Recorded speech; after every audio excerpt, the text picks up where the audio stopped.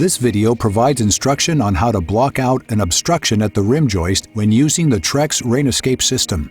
Here, we will use a 4x4 post as our example. To start, block out the obstruction.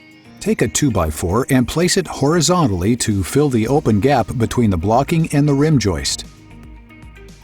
Cut a piece of scrap trough material at least 3 inches larger than the area being covered. Trace the obstruction onto the scrap trough material.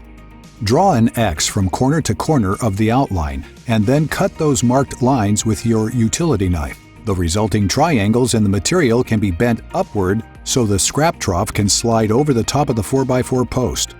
Before sliding the trough down onto the top of the horizontal 2x4, run a bead of caulk around the perimeter. Make sure all the seams are completely covered around the 4x4 post.